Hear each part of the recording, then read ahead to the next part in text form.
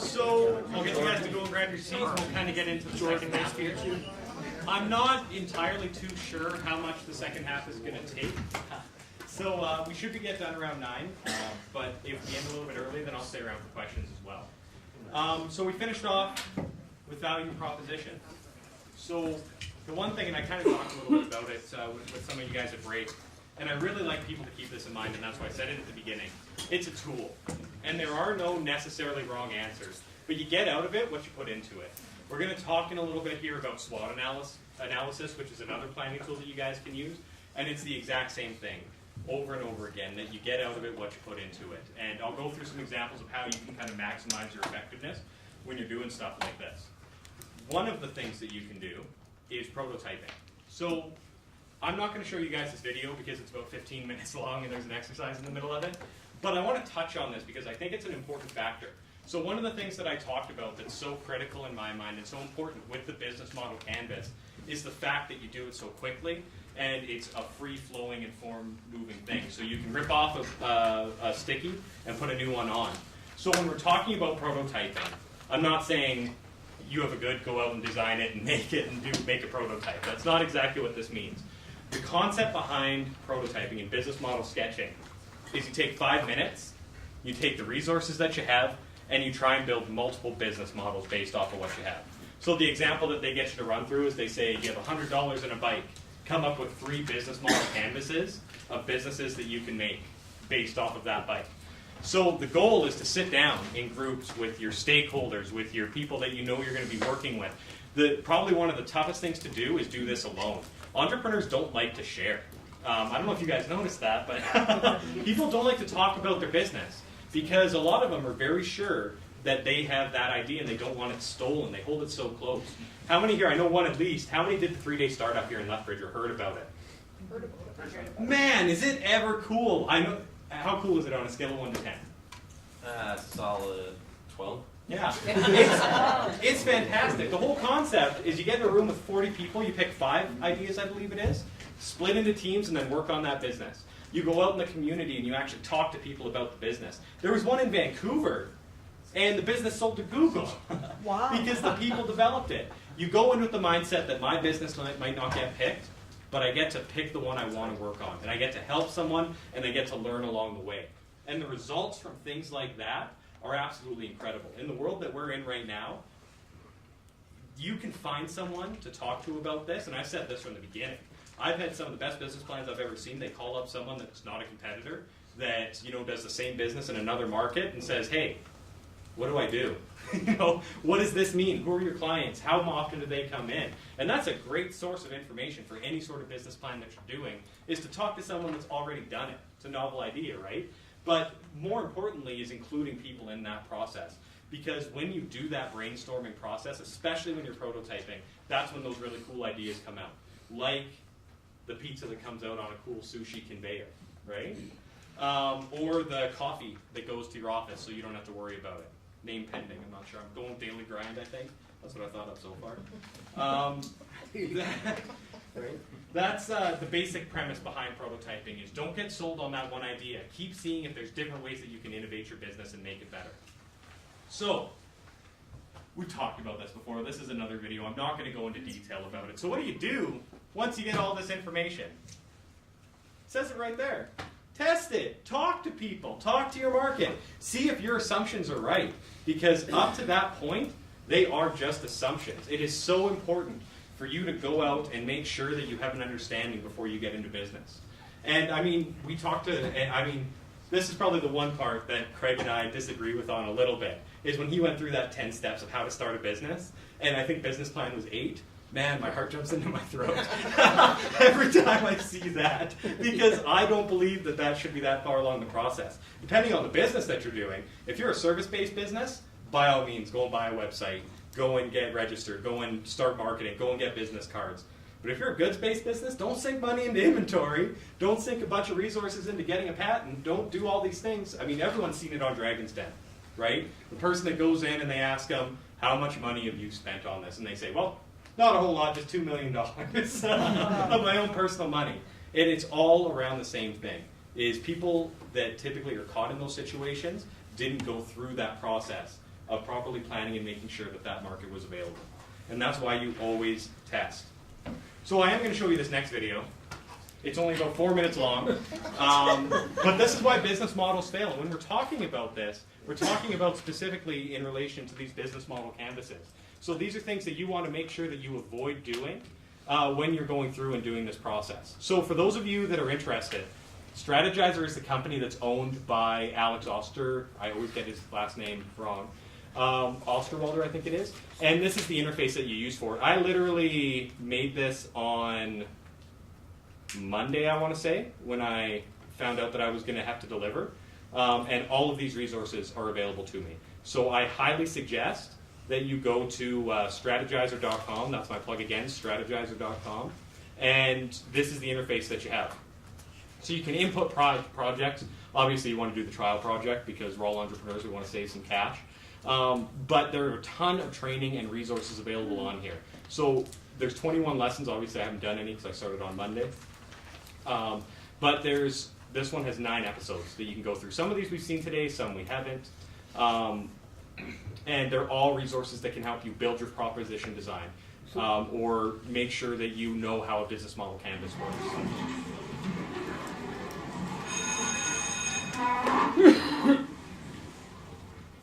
Business models can fail for many reasons, but there are 4 big ones to be avoided. The first type of failure occurs when your business model is built around a value proposition that helps customers get a job done that they don't care about, or don't care about enough. This sounds trivial, but haven't we all experienced entrepreneurs and executives that get deeply excited about a value proposition that is removed from the customer's reality? Something that customers just don't care about. Illustrations of this type of failure are the infamous Segway, a personal transportation device, the Apple Newton, an early PDA, or Flow TV, a portable device by Qualcomm that comes with a mobile TV service. All 3 examples were very expensive flops, and one cost over $1 billion. Unfortunately, your business model can fail even when you have a great value proposition that helps your customers get a job done that's relevant to them. Type 2 occurs when your business model design is flawed. For example, you're guaranteed to fail when your costs to acquire customers, so-called customer acquisition costs, are higher than what you can earn from them directly or indirectly over time. This is called their customer lifetime value. Here's a different example, a real-world case. The now bankrupt American company Kodak used to earn the lion's share of their income from high-margin film for cameras and employed 145,000 workers at their peak. Despite helping invent and commercialize the first digital camera back in 1975, they failed to come up with a business model design for digital cameras that would compensate for the evaporating revenues from selling film. Their new digital business model was fundamentally flawed. Type 3. Now let's assume you have a great value proposition. You're solving a relevant customer job, and you have a sound business model design. You can still fail. This 3rd type of failure is based on external threats emerging from the business model environment. Your competitors might offer a similar value proposition at a substantially lower price because they have a business model with different economics. Your customers might be interested in your value proposition, but they might think you're not sufficiently environmentally friendly. New technology innovations might undermine your business model, or a stock market crash might dry up your funding. Type 4. Even with all the fundamentals in place, there is still one big potential for failure: poor execution. You can screw up even the best business models if you're incapable of building the required infrastructure, if you assemble the wrong team with the wrong skills, or if you lack the leadership to turn a concept into reality. Summarizing, we saw 4 types of failures: solving an irrelevant customer job, flawed business model, external threats, and poor execution. To help avoid them, ask yourself these simple questions. Are you helping customers do a job they care strongly about? Do you have the right business model that's profitable and scalable? Is today's environment the right context for your business model? Is your business model designed to excel in that given context? And finally, Does your team have the right skills to execute your business model and make it reality? Quite a challenge. But nobody ever said building a business was easy. Makes sense, right? And I think with a lot of these examples, we all can point to businesses in the past that have made those mistakes. I personally was a little bit blown away that they called Segway a failure. I honestly thought that that was a pretty big deal back in the day. I guess I watched too much Arrested Development on TV though. You're not the only place you saw it though, right? Right, but that was the only place I needed to see it. So, I mean, these are all things that we've seen before. So, business model failed. They talked about businesses like Kodak that didn't capitalize on the first digital camera. Another big example more recently was Blockbuster, right? How many times were they offered Netflix on a golden platter for $1 million? And they said, no, we'll be fine. We've been fine since we've been here. And now look, how many Blockbusters are there nowadays, right? And how much is Netflix worth? A ridiculous. They're making their own content. They're another example of a business that evolved with time. Everybody knows how they started, right? So why do you think Netflix would have been interested to buy Blockbuster? They knew they were. No, It was Blockbuster really was going to buy Netflix. Netflix went to Blockbuster and said, "Hey, if you want the business, it'll be $1 million." And Blockbuster had said, "No, we don't want it. We're going to continue with our own business model." wow. And that was back in the day. I mean, the thing to consider is that at that point in time, Netflix wasn't a streaming service. You didn't just pull up your phone. I mean, I could hook up right now and we could watch a Paul Blart if you guys really wanted to, right? Back in the day, Netflix, they sent you a DVD in the mail. And then you put it back in and you sent it back. So to Blockbuster, they said, we think that people would rather come in. Which, I've seen one video store, I think, in the past 3 years, and it's in Nelson, BC. Yeah, which tells you a lot. That's because people want to do that. They even tried to go online. I used to work for Dish Network, Yeah. and they were trying to sell Blockbuster.com Totally. as something similar to Netflix. And Yeah. they failed And that with was at the end, right? When they said, "Oh shoot, we should have capitalized on this. Amazon's in the market space, HBO's in the market space." That's how everybody's moving, right? And Blockbuster, unfortunately, is another example of a business that didn't move. They talk about external threats in that as well, which I really like, and they talk about making sure you have the right people. Because the tool we're going to talk about in a couple minutes here, the SWOT analysis, is something that you guys can use to help plan for that and to help build goals that are, at the end of the day, helpful to making your business successful.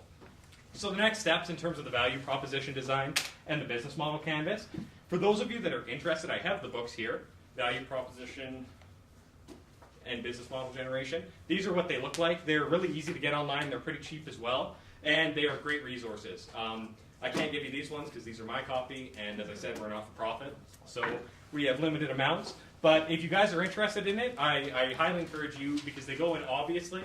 How long did we talk about value proposition design? 20 minutes. It's a 300-page book, 233-page book. So there's a little bit more to it than the 20 minutes that we covered. So there is more information in there, especially specific things that talk about customer jobs and everything like that. You can, if you'd like to, follow Alex Osterwalder on Twitter. He comes up with some other things as well, not just based around the business model canvas, but other planning tools as well. So he can sometimes be a good resource and as well as strategizer. So is that business model Generation. the book, sorry, the name of the book. right? Oh, business model so this one right here, business model generation. Right. Okay, thank you. Yeah, no problem. And then value proposition design is the other one. Business model generation came out first, and then business model came out. Any questions? The business plan template? Yes. I'm sorry, I can't find it. We'll go through it actually in about 10 minutes here. All right. So we're going to talk about it in a few minutes. We already skipped the break. Well, we already took the break, so we're going to skip this, obviously. Question Yeah. here. The external threats, how do you assess them? Is it We're going to talk about those specifically with the SWOT analysis because that's a big part of what the SWOT can do for you. So we'll go through some examples of things to consider as external and everything along those lines. Any other questions? No? So everything so far, what I told you guys, this is a tool. And I've said it time and time again, you're going to get out of it what you put into it. Everything so far at the end of the day is really meant to help you guys identify this big buzzword that they use in management and business and in entrepreneurship, competitive advantage. How many people have heard competitive advantage? It's what sets you apart. It's what makes you a viable business. It's what is going to, I always tell people it's what gets you that share of wallet. It's hard enough to get someone's wallet open. It's an entirely other matter to convince them to give you their hard-earned money. That's why the competitive advantage is such an important thing. So we talked a little bit about it, and again, this is one of my pet peeves. There are certain things that you cannot make your competitive advantage, and I've already told you one of them. One of them is the best customer service.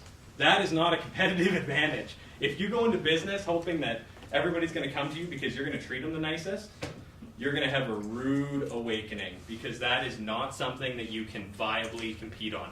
What did Bruce Thurston say last week as well that we talked about that you shouldn't compete on? Anybody remember? Price. Price. Don't compete solely on price. There are exceptions to that, of course, depending on what it is that you're offering and if you do a big undercut in the market and that type of thing. But we've even seen today, there are a lot of people, and depending on who you're selling to, and it all goes back to that client segment, to who you're trying to sell to, they might not care about price, right? To them, quality is more important than price. Even the millennials who don't have a lot of money, they're still price conscious, but they would rather spend money on something quality than to spend it on something terrible. So competitive advantages, to give you guys an idea, here's one that I think everybody knows, or at least has heard of. McDonald's. If you had to guess, what would you guys say is McDonald's competitive advantage? What do they define as it? Do you know what it is? I don't know. Just fast. What would you guess? Fast? Okay, what else? The children's Target? Children, potentially, yeah. Convenience. Convenience? Price. Price? Availability. Their price. Availability? Branding. The process. The process? Hammered out a perfect process. The process! That is it! You can walk into any McDonald's in the world and get the exact same Big Mac. It doesn't matter where it is, doesn't matter what time of day it No, is. you can't. What's that? You cannot. Okay, they use geographical marketing. And you do not get beef. No, I mean depending Just where you go, saying. right? In India. For the most part, Yeah. you can walk into a McDonald's and get the exact same product. And that's how they compete. They're not necessarily cheaper. They're not necessarily, they do geographical marketing. You're absolutely right, especially in India. Everyone remembers the McLobster. Probably not, because it was gross and it was out east. I never had one, right?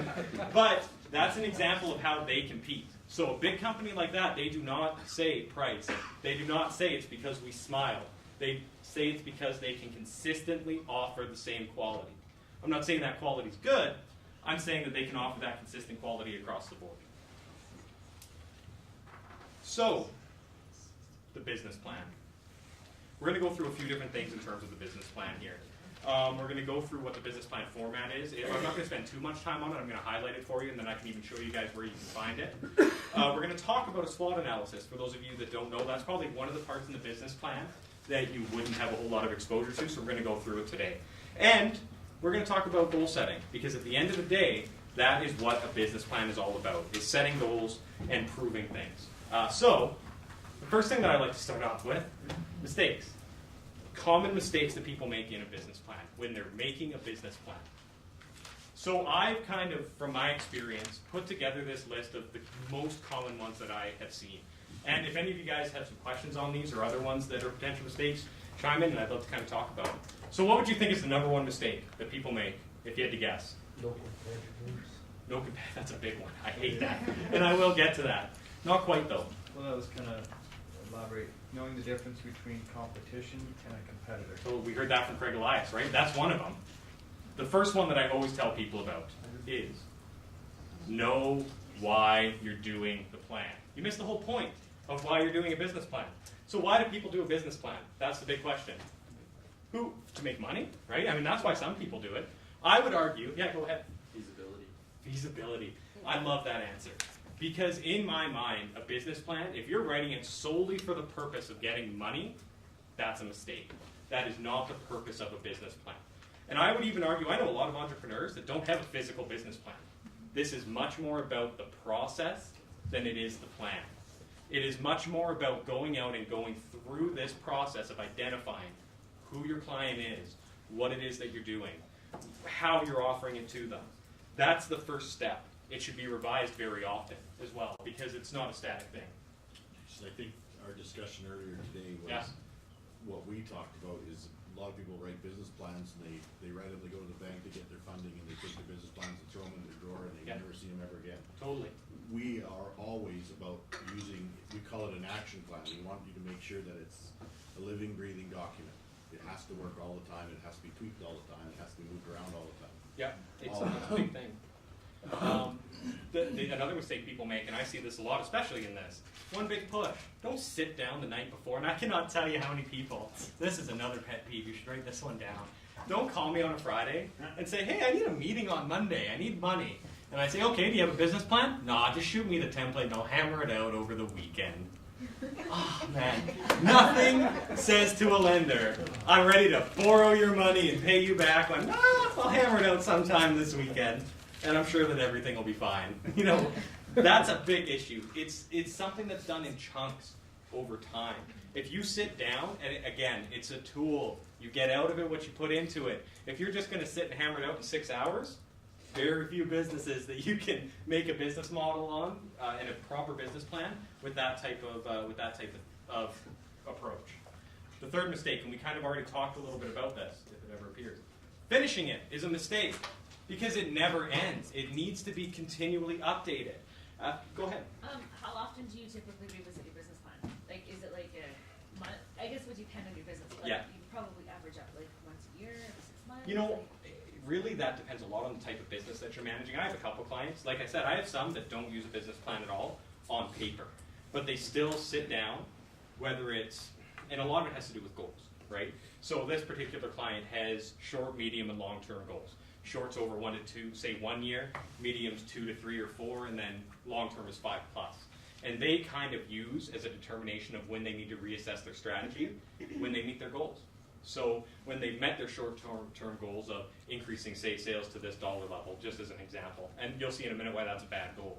But once that's reached, then they reassess the business plan and say, okay, where am I going next? What is the next thing that I want to do? Because businesses are ever evolving and they're ever changing. So I can't give you a direct answer that says once a year, twice a year. no, but that answered it. Yeah, so that's what I would recommend in my experience at least. So the fourth thing, worst thing that you can do with your business plan, and many entrepreneurs are terrible at this, is hiding it. What is the point of writing a business plan if you're just going to throw it in a desk drawer and never look at it again? There's really no point in doing something like that. Not only to share it with me, say, if you want to come and borrow money, but a lot of people here are going to be opening businesses. How many are doing it alone? Just you? Well, Couple? Most of you? How many of you have stakeholders? Of those people that had their hand up, you're not relying on anybody else in your business? That's a rare thing, right? So if you have employees that are key employees that are helping you, show them the business plan. If you have people that you can trust that are going to be helping you with the business, whether they be business advisors, whether they be friends of yours even that are going to be potentially helping you, that type of thing, show them the business plan. Get their feedback. It's all about brainstorming. It's all about getting new ideas. And it's all about a second set of eyes. How many times have you looked through something, and I mean, we've all done it, right? Where we have that aha moment where, oh, why didn't I see it this way before? And brainstorming helps with that. I've said it before, and I will say it again. Most of you, I would guess, don't have a business plan that has never been seen before. So it's okay to share it. You need to obviously do that with a little bit of, don't go to your competitors and say, hey, what do you think? But, I mean, even with Community Futures, last year when I was running the challenge, we said, hey, if anybody wants to come in and pitch the week leading up or in the last week of the challenge, or if you want us to review your business plan, send me a copy. Do you know how many business plans I got or how many calls for pitches I got? 0. How many? I had very few that actually came in and showed me the business plan and got feedback as well. When is the Don't say the when is the submission deadline for giving you a draft? Like at the end of February? Would You that know, be- that is to an extent based on how many people put in a business plan. You know, I can assess plans within a reasonable time, and anyone within a Community Futures office can as well. So for those that are attending digitally, we have potentially the same option for you. But a business plan doesn't necessarily take a lot to go through, especially because we do limit it in the challenge. So if you put in a 100-page business plan, I'm not going to read 100 pages. There's no way with how many submissions we get. So we can give you a pretty quick turnaround time, usually a day or two. Knock on wood. If all of you bring me your business plan, then I'll just move to Mexico. Yeah. How many pages would you guys prefer for the business plan? We say less than 20. We'll go through that in a little bit here, though, so don't steal my thunder. The next mistake that people make, confusing cash with profits. These are two totally separate things. So if you had, what's profits? What are profits? Anybody venture a guess? Sorry, I heard something over What's here. left over after you've paid everything? Yeah. It's, at the end of it, it's a concept. It's something accountants came up with so that at the end of the year, they could say, look, you made money. What's cash? It's what's in your hand. It's what's physically in your hand to pay your bills. You cannot pay your bills with profit. I have seen business plans that come to me with cash flows that say, hey, we're going to make $200,000 profit in the first year. But, oh, wait a minute, and I was talking to a couple guys about this before, especially if you're in a trades-based business, what if there's a delay? What if you don't get paid on time? What if there's 30 days, 60 days, 90 days where they push it? All of a sudden, you're still getting the money in the same year, and if you were to put it on a nice little profit and loss statement or a nice income statement, you would show a profit, but that doesn't mean that when month 3 comes around and you don't have the money from that sale, that you can go to your marketer that you hired or your accountant that you hired and say, well, I have the promise of money, but nothing yet. So that's a very important differentiation. That month-to-month cash flow, how much you actually have, is critical. Cash flow is king. It is the lifeblood of a business. I have seen successful businesses fail because they don't have proper cash flow estimates. So make sure, and GST. Man, make sure GST. It's not yours. Yeah, exactly. It's not yours. And even worse than that is not paying your employees. Yeah. There's a pecking order in the financial world of businesses. And it goes employees that haven't been paid, CRA, and then everybody else. I told you guys last week, I've seen loans where CRA came knocking on the door 6 months after we collected collateral and said, hey, they owe taxes, now you owe us money. They're going to get their money either way. And you need to make sure that when you're doing your cash flow, you don't leave anybody out, and that especially includes them. The next mistake that a lot of people make, overvaluing the business idea. So one of the things that especially entrepreneurs have trouble with is they come in and they say, I have the best idea in the world. I'm going to sell 1 million copies of whatever I have. And every single time I tell them the same thing. No, you're not. Because an idea does nothing. What is an idea? It's me talking to you. It's my daily grind coffee idea. It's my Pizza Express because you guys refuse to come up with a name idea. That's all it is. What's important is the business that's built around that idea. That's it. That's the most important thing. People have a tendency, especially entrepreneurs, when they think that they have that answer, they'll put in a half-assed, I don't want to say half-assed, but a half-assed business plan because they assume that whoever's reading it on the other end is going to go, yeah, that idea I can get behind. The person on the other end is not going to get behind that. And you're not going to help yourself. Make sure that business is in support of that idea. And you keep that thought in mind as you're going through. The next mistake, and we talked about this, being unrealistic. Another patented pet peeve is saying you don't have any competition. Craig Elias talked about it in the first session. This is another one of those things where, we don't mean to have these common themes as we go through every single session, but the reason they're there is because they're important, I see clients all the time that come in, and whether it's cost, cash flow is a big one. I've seen businesses make $1 million in their first year. Depends what they're selling, and it's not very often that happens. I've seen it. But if you can't assess your market, and I've seen this a lot before where people come in and they say, I'm going to make $1 million a year, and I say, great, how big's your market? And they say, I have no idea. What? So are you selling $1 million to one person? Are you selling $500,000 to 2 people? Where's that $1 million coming from? And if you're unrealistic in that, it's going to be really difficult. The competitors is another big one. Costs. I have seen so many people undervaluate costs. Marketing is a big one that for some reason people assume after the 2-month, 3-month initial startup costs of marketing that it just goes to zero and they never have to pay for marketing again. And I have some people, my coworker advises people to put a dedicated percentage of their bottom line, depending on their business, towards marketing on an ongoing basis. Because you can't just rely on word of mouth.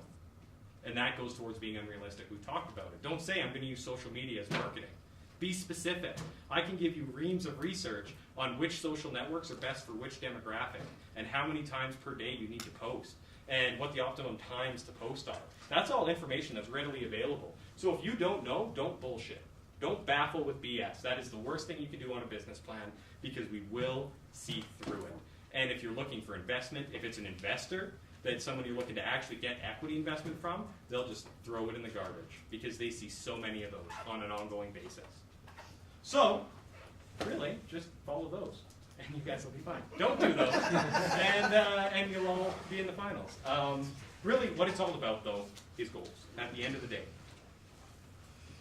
So, what is the plan? We talked a little bit about what it isn't. So, what is it? I've said it again, it's a tool. It's not just for borrowing money. It's an evolving process for planning and for strategizing. It's a key tool. It's really great for self-reflection, which entrepreneurs as a general rule are really terrible at self-reflection, which is why I mean not just entrepreneurs, anybody.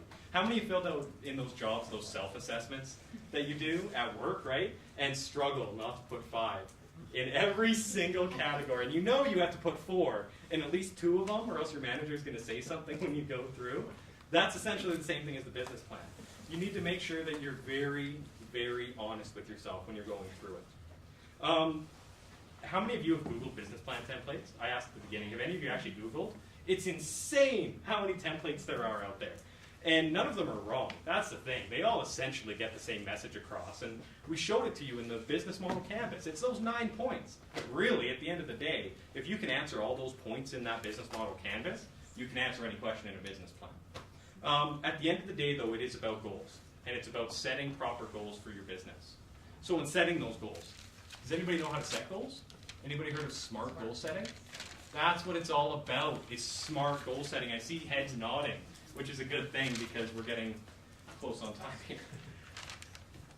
So SMART goal setting, it's an acronym, and I'm clicking on the wrong computer. Specific. If your goals aren't specific, what are you doing? You know, we talked with Craig in that first session. Who remembers the goals that he talked about? Big, hairy, audacious goals. Those are totally separate from this. I'm not saying it's a bad thing to have a big, hairy, audacious goal. Usually those don't exactly fit under the SMART mindset, so they're good things to have. But for the most part, your goals, when you break them down into the short term, the midterm, and the long term, they need to fall under these categories. So be specific in what you're going to do. And we'll get into a little bit more detail about what that means after we go through the next points. Measurable. So what does that mean? What if I say I have the best customer service? Because you know that's my favorite. That doesn't mean anything.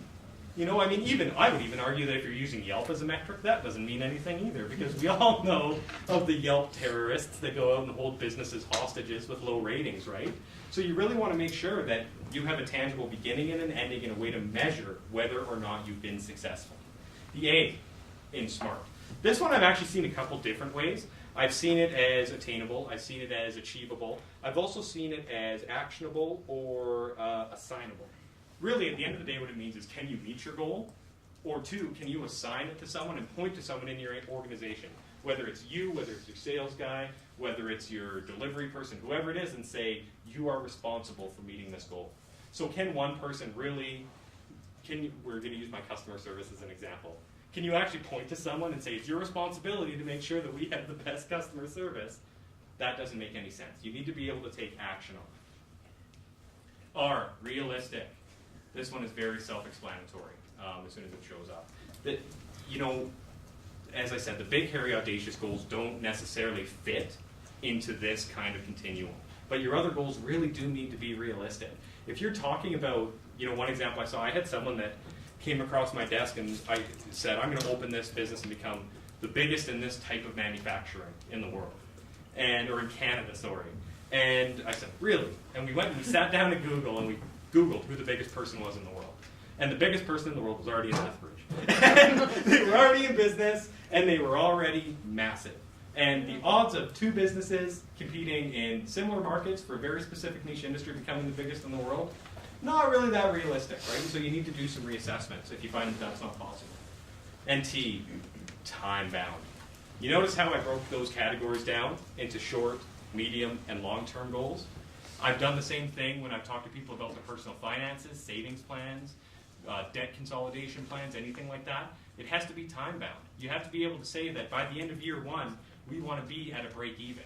We want to, by the end of year 2, reach X number of dollars in goal in sales. You need to be able to set yourself to a standard where you can at that point say, I've either passed my goal or I failed trying to achieve it. Does that make sense? So it's easy. Just remember to be smart about it, right? I will send this out afterwards for you guys as well. Question? So, the submission guidelines. So we're going to talk very briefly about what the submission guidelines are. These are essentially everything that we grade you on. What I've done is I went and I took essentially the table of contents from our business plans. And if you guys go, and I'll show you the website in a second here. If you go to the ChinookChallenge.com, if you use the web-based app that you go to, we have the handbook available. Download the handbook and look through it. All of this info I literally pulled from the handbook. There's a business plan that's like a template kind of in there, or you can go to the Community Futures website and I'll show it to you. So these are the sections that we want in the business plan. Do not put other sections in the business plan. Do not change these around. Put in the heading and put in the stuff afterwards and the stuff that's detailed in the plan. The fact of the matter is, and I'll show it to you guys here, so I'm going to close this a little bit. I have a second part there, spoiler alert. Let's see. Let's open this up. This is a sample rubric of a business plan that's been graded. This is what we give our screeners. This is what you get back at the end of the day. These are the types of comments, and this is the way that we plan. So if you look, my computer's obviously being a little bit slow. Look under the business plan elements. That's exactly what I was showing you in, if I can find it, my presentation.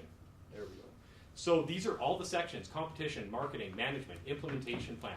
All of those should look familiar because they are in the table of contents. All of those sections are what our screeners mark on. So if you have other sections in there, they have no way to grade them. If you don't have these sections in there, you're going to get a 0.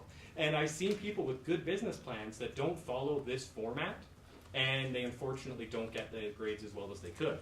I'm not saying that that's necessarily the end-all, be-all, best business plan, but we need some way to mark you guys on an even playing field. So make sure that at the very least, you give yourselves the advantage doing this. So if we go to, see if it opens up to the right web page. So there's a couple different web pages you can go to. I think this one's going to default to the Community Futures homepage. You guys can always Google it, Community Futures Lethbridge Region, or go to ChinookChallenge.com. It's all in the participant's handbook. But under our Tools and Resources tabs, it's taking a little bit obviously. Under our Tools and Resources tabs, we're going to have the business plan that we use for the CEC. So download the template, come to our office if you want to. I'll email it out. Well, I'm going to Google it then. So we're going to go to Community. We're going to see how good our web presence is. Lethbridge. So you go to the website, lethbridgeregion.albertacf.com, for those of you that are good at remembering URLs. It's really easy to remember. It goes on all our business cards. I'm just going to email it out, guys. Sorry, this is brutal.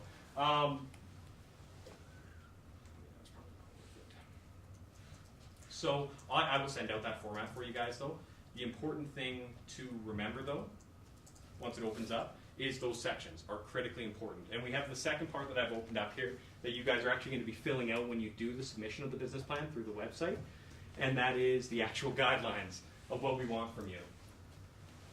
I don't know why people think that I can't just put something in Word and check the font size. Like, we put this stuff in here for a reason. Don't think you're going to fool me.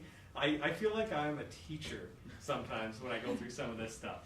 But don't think that just because you put a 14 size font in that I'm going to think it's a bigger plan, and our screeners aren't dumb. So we put this stuff out there for a reason, and it's such a simple thing to do, to just Control-A, go to 11 point, go to Arial font. There's a couple of big ones in here, though, and you look at the business plan sections, again, which are kind of right here. Oh, sorry, it's going really slow. But those are all the sections that we talked about that's in that table of contents to the left. So if you just get this business plan and work your way through with the tools that we've given you, you'll be able to finish it. One of the caveats that I will say to that is the SWOT analysis, because the SWOT is something of a different beast, and that's something that we're going to talk about next. Does that answer your questions on the guidelines and where to find that info? Like I said, I'll email that business plan out to you guys as well. So, what's a SWOT? Anybody heard of a SWOT? Few people? Few people? What is it? What's the theme of the night? Planning. It's a planning tool. That's all it's for. So, sorry? Yeah. Advantages and threats. Yeah, strengths, weaknesses, opportunities, threats, advantages, threats, same thing. You know, I've heard it both ways. It's a planning tool. So, it's not only important, I mean, we use a lot of planning tools. This one is another one that's really important. Think of it like a snapshot of your business as of today. And as we said, there's a few different factors to it. Strengths, weaknesses, opportunities, and threats. There we go. So that's the 4 portions of the SWOT analysis, and it all goes together to essentially give you a snapshot of your business and the environment in which it operates in. This can work really good in conjunction with the business model canvas because you've done a lot of this work. If you know who your client segment is, who you're competing against, how you're offering it to them, that's all inherent knowledge as you kind of go through that you're going to pick up. So what I typically recommend when you're going through and doing a SWOT analysis is do it in the same way that we did this business model canvas, that we did the value proposition. Get people involved, brainstorm, put it away and come back to it. This is another one that really, I mean, most business owners don't do a business plan once a year, let alone a SWOT analysis, but at the very least it's a good idea to give you an idea of where you're at as a business. So there's 2 kind of factors when you're dealing with a SWOT analysis. And when I start one, I literally always just draw a T on a piece of paper and put out the letters. So when we're talking about internal factors, we're talking about the strengths and the weaknesses. So this is all internal. What do I mean by internal? They're what you control. They're the resources of your business. It has nothing to do with the outside forces acting on you. It's solely about what your business is. This is another area where I tell people, man, be honest. Because if you can't be honest about what your business's strengths and weaknesses are, there's no point in even doing a SWOT analysis. Things that you can include when you're thinking of internal factors: human resources. Who are the people that you have? Your people can be a great strength for you. Financial resources. Do you need to borrow money? Do you have money? Can you start the business on your own? You have physical resources. Do you have a building? Do you need a building? Is that a strength or a weakness? Do your competitors have it as well? Is a thing to think of. Past experiences can be a great one that you list as being a strength or a weakness for yourself, because everybody learns from their experiences. So sit down with the people that you know and say, okay, what do we have? You can make a list of what you have and break it down there. But really, when we refer back to the business model canvas, you already know some of this stuff. They're in your key resources. They're in the things that you need to develop, right? They're things that you've already input in there that have to do with your distribution channel. Do you already have a website? Do you already have trucks that are going to deliver your product? That type of thing. The opposite end of the spectrum are the external factors. So these are the opportunities and the threats. These are what are acting on your business. And we talked a little bit about external threats and how to evaluate them. This is another one that some people have problems with. I always say put yourself in the eyes of the consumer. Try and buy the product. Take a look at the competitive market space and what's acting on it. You know, there's, if you want to talk about potential ways that you can go about doing this research, future trends is an important one. If you are very much, say, let's talk about my donut business, or my coffee business, because I love my coffee business. I know I'm going against businesses. Well, one of the things I might want to take a look at is what the economy says it's going to do in the next 5 years. I don't know if you guys know this, but there might be a little bit of instability down south in the next few years. And I just said I was going to open a business that targeted small businesses in the U.S. So what is the economy going to do? I'm willing to bet that my coffee is going to probably be the first thing that they toss out as a monthly expense if the economy goes south, and that's the difference between them closing. You can take a look at things like funding sources. Are they going to dry up? Do you have potential grant money? What are the barriers to entry? You know, the thing to keep in mind is that when we're talking about opportunities and threats, the environment and, you know, we use a lot of buzzwords. Pest is another one: political, economic, social, and technological. Those are 4 big things that can affect the outside of a business without any control for you. It's Blockbuster getting phased out because of streaming. That's the reality of a threat to an industry. And these are very difficult things sometimes for you guys to kind of narrow down. Another one would be events that are coming. So Food Truck, right? A great example would be, what if Lethbridge brought, we were talking about the National Softball League was going to bring their summer event here, right? Well, to me, that sounds like an opportunity potentially, right, for a business. Those are the types of things, and it all comes back to research. And we said from the beginning, this, and I know if I've met with a few of you, I've said it before, business plans are very science-based. That's why they put in hypothesis. That's why, you know, we talk about external stimuli. They sometimes come across as that way because you are testing these things, and that comes with a lot of research. which is not always necessarily the fun things. So these are all things that you can't control. Any questions on those external threats? No? Now what? I told you a bunch of info, what the heck do you do with it? I guess that's the question. Set and reaffirm goals. The 3 steps, I guess you could say, is identify the issues or the problems that you're going to have, set and reaffirm your goals, and create an action plan. We talked about it, but actually set in motion how you're going to do these things. You can do a bunch of different goal strategies when you're doing this, or planning strategies. Opportunity strengths. So that's an example of, can you use your strengths to capitalize on opportunities? Is there a chance for an opportunity to turn into a threat? If it's easy enough for you to identify, does that mean that it's going to lower the cost of entry into the market or make that market more appealing? Are you going to have a bunch of competition now because this opportunity is so great? Well, that turns into a threat, right? And I mean, you see it happen in a lot of business spaces, and that's why they say sometimes first to market can be a really important thing. But sometimes it isn't. You need to evaluate whether or not you have this brand new business idea nobody's seen before, and that's important, or whether it's not. Threats and strengths. Use your strengths to avoid the threats. So if you know, for an example, that there is going to be no funding coming for you in the next 6 months to 12 months to a year, but you know that you want to plan, maybe a strength could be you know a lot of people, right? You could go and find an equity investor to help you get through that. Maybe get the financing in place now if you have those connections. There's ways that you can leverage all of these against each other, and you can draw lines. So how do I use my strengths to overcome my threats? How do I use my strengths to capitalize on opportunities? Will weaknesses prevent me from capitalizing on my opportunities? Will my weaknesses make the threats more daunting? Will they make it so that it's harder for me to do what I want to do? There's lines that connect literally to every single one of them, and you can make goals based around them. Again, it's the tool. And so if you're honest with yourself and you put these down and you really take a look at the competitive environment that you're in, the goals become easier. It's a complex thing. It's so easy for me to sit here and say, just do it smart. Just do a 20-page business plan. Just do the value proposition. I promise it does get easier. There's a reason not everybody does this. And I'll tell you, very few of the people, the successful business entrepreneurs that I know, and I'm not 100% sure if Garth would agree with me or not, but the majority of people that I deal with that are entrepreneurs aren't business people.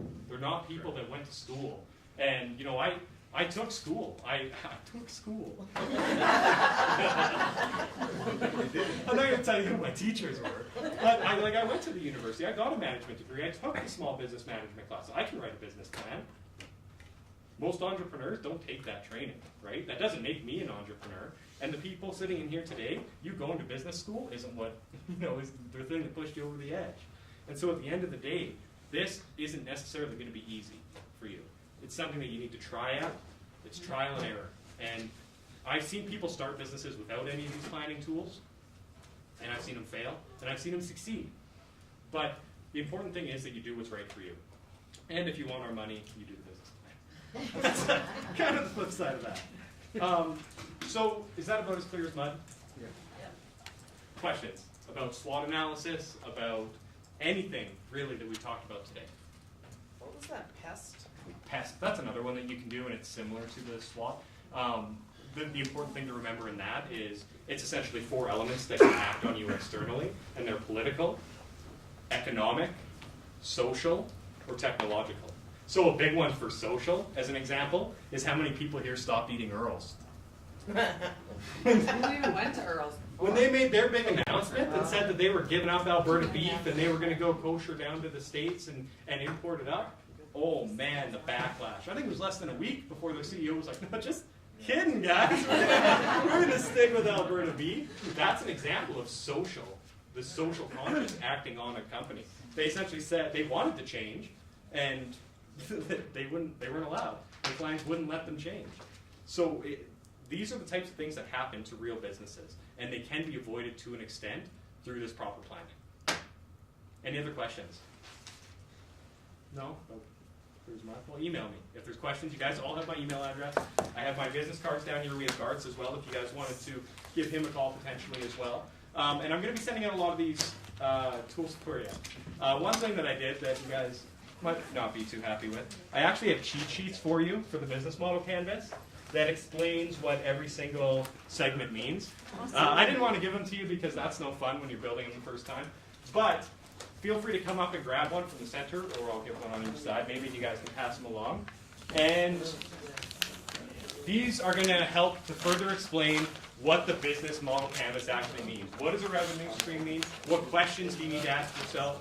But it wouldn't have been fun if I gave that to you earlier. So we're going to be here at the same time next week, same space. We're going to be talking about market research and a little bit more about marketing.